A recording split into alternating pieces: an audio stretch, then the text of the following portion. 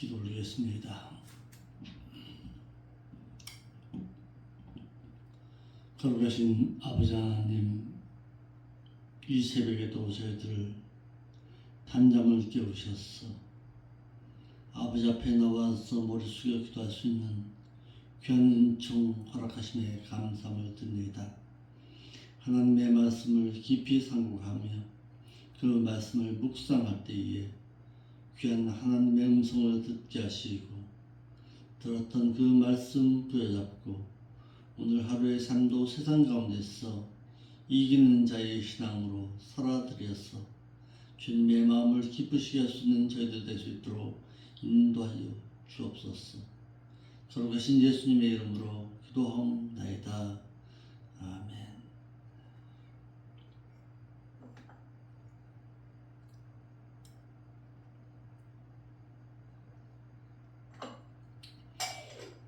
하나님의 말씀은 누가복음 21장 36절 말씀 보겠습니다. 이러므로 너희는 장차 올 이 모든 일을 능히 피하고 인자 앞에 서도록 항상 기도하며 끼어있으라 하시니라. 어제 저희들은 주일 오전 예배와 오후 예배를 통해서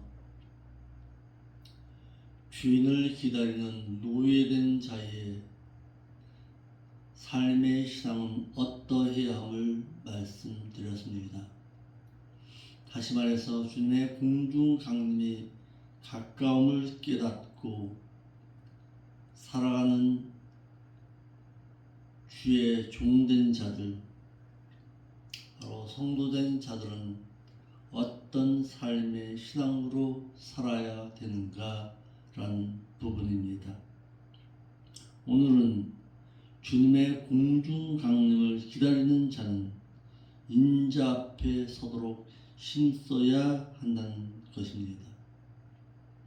예수님께서는 제자들에게 주의 공중 강림을 기다리는 자는 인자 앞에 설 수 있도록 항상 기도하고 깨어 있을 것을 오늘 본문의 말씀은 우리들에게 명하고 있습니다.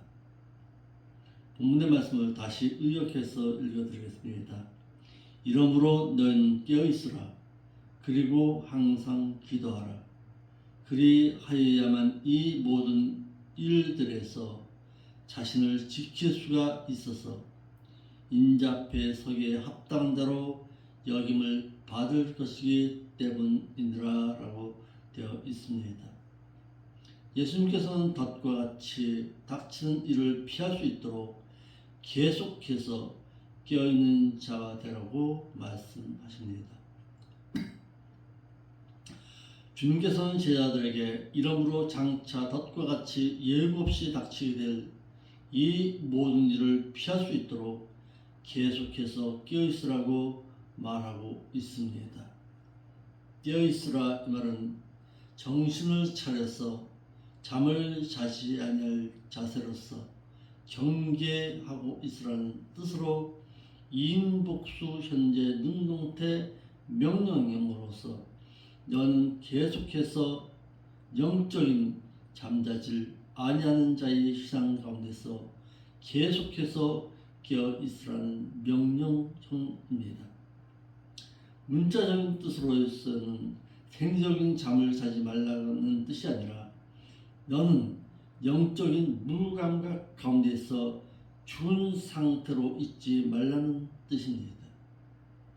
장차 올 덫과 같이 예고 없이 닥칠 이 모든 일을 당하지 말라는 뜻으로서 깨어있을 것을 말하고 있습니다. 잠을 자고 있다가 예기치 못한 일을 당하면 대책을 세울 수가 없어서 고스란히 당하고 맙니다. 그래서 같은 단어가 히브리서 13장 히브리서 13장 11절에는 경성하다라는 의미로 해석되어졌습니다. 이러므로 믿는 자가 영적으로 무감각해지면 세상적이고 육신적인 향락에 취하게 되어서 장차올 덫과 같이 예고 없이 닥칠 이 모든 일에 대비할 수가 없어서 피하지 못하고 당하기 때문에 주님 앞에 설 수가 없다는 것입니다. 그러므로 너희는 깨어있기 위해서 항상 기도하라고 했습니다. 예수님께서는 제자들에게 이러므로 너희는 장차올 덫과 같이 예고 없이 닥칠 이 모든 일을 피할 수 있도록 계속해서 깨어있어서 항상 기도할 것을 말하고 있습니다. 이러므로 믿는 자가 지속적으로 깨어있지를 아니하면 항상 기도할 수가 없고, 또한 믿는 자가 기도하지 아니하면 장차 일어날 일에 대해 예상도 못하여서 대비할 수도 없고, 또한 피하지 못하고 당하기 마련이라는 것입니다. 하듯이 그리스도께서 장차 신랑으로서 공중의 신부를 데리러 공중에 강림하실 때에도 도적과 같이 몰래 오시기 때문에 깨어있지 아니한 자들은 피할 수 없기에 마치 짐승이 예기치 못한 덫을 피할 수가 없는 것과 같은 것입니다. 그래서 예수님께서 제자들에게 먼저 지속적으로 깨어있어야 할 것을 명하시고 다음에 항상 기도할 것을 명하신 것입니다. 항상 이 말은 언제나 기도하는 자의 자세로 살아갈 것을 말하고 있는 것입니다. 그러므로 기도는 삶의 신앙에 있어야 합니다. 기도는 어떤 무릎 꿇고 앉아서 하나님 앞에 간구하고 비는 것만이 기도가 아니라 믿는 자의 삶의 신앙 그 자체가 기도 생활이 되어야 합니다. 많이 기도한다고 해서 좋은 것이 아니라 내 삶에 있어서 늘 하나님 앞에 하나님의 말씀을 묵상하는 가운데서 하나님 앞에 묻고 대답하고 깨닫는 것, 그것이 기도 생활이 되어야 하는 것입니다. 깨어있고 항상 기도하고 말씀 지켜야 인자 앞에 서기에 합당한 자가 될 수가 있습니다. 예수님께서는 제자들에게 깨어있고 항상 있기 위해 항상 기도해야 장차 덫과 같이 닥칠 모든 일들에 대해서 피할 수가 있고, 장차 덫과 같이 닥칠 모든 일들에서 피해야 당신 앞에 서기에 합당한 자로 여김을 받을 수 있다고 하셨습니다. 본문의 인자는 문자적인 뜻으로는 그 사람의 그 아들인데, 이를 문자적인 뜻으로는 이해할 수가 없는 신비로운 주님의 자호, 호칭으로서 이는 주님이시고 인자 앞에 서는 때는 심판 때이고 서야 할 자는 믿는 자이고 주님 앞에 설 수 있는 자는 영적으로 점도 없고 흠도 책망받을 것이 없는 자라야 설 수 있는 것입니다. 그러나 한글로에는 이러므로 너희는 장차올 모든 일을 능히 피하고 인자 앞에 서도록 항상 기도하여 깨어있으라 하시니라라고 역하여 있지만은 합당한 자로 여김을 받을 것이라는 능이라는 단어로 대신해서 장차올 이 모든 일을 능히 피해야만이 인자 앞에 설 수 있는 것처럼 오해하도록 번역했으나, 이는 알란드본의 능가하다 보다 우세하다라는 동사 카디슈키세테를 능히로 번역하였기 때문에 이 같은 오역으로 인해 본문의 내용을 오해한 것이지만, 공인사본은 카딱시오 데테라는 단어를 써서 이는 무엇에 대해서 무엇에 따라서의 카타와 자격줄 만한 좋다고 생각하다, 가치 있다고 여기다 생각하다라는 악시오스의 합성어로 상품의 가치를 논하되는 가치가 있다고 여기다 이고, 자격을 논하되는 합당하다고 생각하다라는 뜻으로 온전히 합당하다고 여기다 가치 있다고 여기다라는 동사 가닥시오의 인복수일과 능동태 가정법으로서 합당한 자로 여김으로 받을 것이다 라고 말해야 할 것입니다. 같은 단어가 신약에 네 번 사용되는데 본문에서는 깨어있고 항상 기도하여 장차올 일을 피해야만이 인자 앞에 서기에 합당한 자로 여김을 받을 것임에 사용되었고, 누가복음 20장 36절 말씀에는 부활하기에 합당하다고 여기는 것에, 데살로니가후서 1장 5절에는 말씀대로 행하느라 핍박과 환난을 받아야 하나님 나라에 합당한 자로 여기심을 받는 것에, 사도행전 5장 41절에는 사도들의 주의 복음을 전하느라 능력을 받기에 합당한 자로 여기고 기뻐하였다는 말에 이 단어가 사용되었습니다. 즉 능이라는 말이 아니라 합당한 자로 가치 있는 자가 되어야 하나님 나라에 설 수 있음을 말하고 있는 것입니다. 하나님께서 창세전에 택하여 주신 그 목적도 점도 없고 흠없는 자로 당신 앞에 세우기 위함이라고 에베소서 1장 4절의 말씀에 기록되어 있습니다. 곧 창세전에 그리스도 안에서 우리를 택하신 그 목적은 우리로 사랑 안에서 그 앞에 거룩하고 흠이 없게 하시려고 라고 해서, 하나님께서 창세전에 영혼에서 그리스도 안에서 택하여 주신 그 목적도 당신 앞에 거룩하고 또한 흠이 없는 자로 세우려고 택하셔서 그를 위해 복음 전도자를 보내주셔서 복음의 말씀을 전하여 듣게 하시고, 듣고 순종하는 자에게 예수 그리스도를 믿는 믿음을 선물로 얻어 예수 그리스도를 자신의 구속주로 믿는 자를 당신의 자녀로 삼아 주신 것입니다. 또한 거룩하고 흠이 없는 자가 되게 하시려고 성령님을 보혜사로 보내주셨고, 믿는 자들을 진리가도로 인도하게 하시고, 또한 모든 것을 가르치게 하시고, 또한 행하게 하셔서 말씀대로 행하도록 하신 것입니다. 이러므로 믿는 자들은 이러하신 하나님께서 택해 주신 목적을 이루어 드리기 위해서라도 성령님의 진리가도로 인도하심과 또한 모든 것을 가르치심과 순종함에 말씀대로 행해서 거룩하고 점없고 흠없는 자가 되기를 힘써야 할 것입니다. 이를 에베소서 4장 22절에 너희는 욕의 욕심을 따라 썩어져가는 구습을 쫓는 옛사람을 헌옷벗듯이 벗어버리고 오직 심령으로 새롭게 되어서 하나님을 따라 의와 진리의 거룩함으로 지으심을 받은 질적으로 새로워진 새 사람을 입어야 한다고 말하고 있는 것입니다.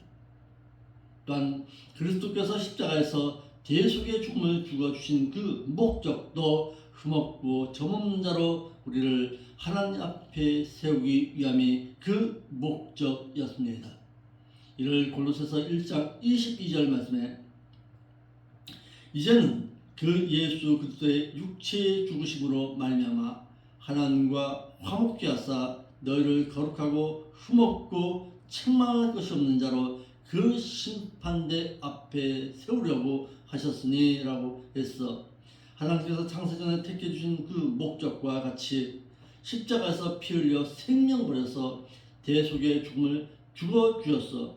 먼저는 하나님과 마음으로 원수되었던 자를 하나님과 화목하게 해주시고, 또한 거룩하고 또한 흠없고 또한 문책할 것이 없는 자로 그 앞에 세우고자 하셨다는 것입니다. 이와 같이 믿는 자가 그리스도의 심판대 앞에 점도 없고 흠도 없이 떳떳하게 서게 하려고 하나님께서 창세전에 택해준 자들에게 믿음만을 선물로 주시지 않고 말씀을 기록해 주었고 또한 성령님을 보내주신 것입니다. 이러므로 믿는 자들은 하나님께서 택해 주신 그 목적과 그리스도께서 십자가에서 피 흘려 생명 버려 대속의 죽음을 죽어주신 그 목적을 이루어 드리기를, 신자의 몸이 부활해서 천국에 들어가서 거룩하신 하나님 앞에 서려면 먼저 유혹의 욕심을 따라 썩어져가는 옛 구습을 쫓는 아담다운 옛사람을 헌옷 벗어들고 말씀 지켜 사는 삶으로서 인격이 예수 그리스도의 인격을 담기를 옳은 행실과 진리의 거룩함으로 지으심을 받은 새 사람을 새 입듯이 성화해야 히브리서 12장 14절의 말씀처럼 거룩한 자가 되어 거룩한 그 자가 천국에 들어가서 하나님을 배울 수 있는 자가 되는 것입니다. 이러므로 주님의 강림을 기다리는 자는 깨어 기도하는 자의 삶을 살아야 할 것을 말하고 있습니다. 이를 마가복음 13장 35절 말씀에 그러므로 깨어 있으라 집주인이 언제 올는지 혹 저물 때일는지 밤중에일는지 닭 울 때일는지 새벽에일는지 너희가 알지 못함이니라. 그가 홀련히 와서 저희의 자는 것을 보지 않도록 하라. 깨어 있으라 내가 너희에게 하는 이 말이 모든 사람에게 하는 말이니라 하시니라라고 하였습니다. 이러므로 믿는 자는 깨어있는 자의 신앙으로 살아야 할 것입니다. 깨어있는 자라야 하나님 앞에 설 수 있습니다. 이에 대해서 베드로가 엉뚱한 질문을 합니다. 베드로가 여쭤오되 주께서 이 비유를 우리에게 하심이니까 모든 사람에게 하심이니까. 예수님께서는 제자들에게 비유를 통해서 깨어있어야 할 이유를 밝히셨는데 이에 베드로는 예수님께서 이게 깨어있어야 할 상대가 우리에게 즉 제자인 우리에게만 해당되는 일입니까? 아니면 예수 그리스도를 따르는 모든 자들에게 해당되는 것입니까? 라고 하여서 엉뚱한 질문을 하고 있습니다. 이에 예수님께서는 베드로의 질문에 대답할 가치를 느끼지를 못하고 그의 질문에는 대답하지를 아니했습니다. 즉 베드로도 영적으로 깨어있지 못하는 신앙 가운데 있었다라는 사실입니다. 후에 그가 오랜 이후에 성령을 받은 이후에는 깨달았지요. 그렇지만은 지금 이 순간에는 깨닫지를 못하고 있는 것입니다.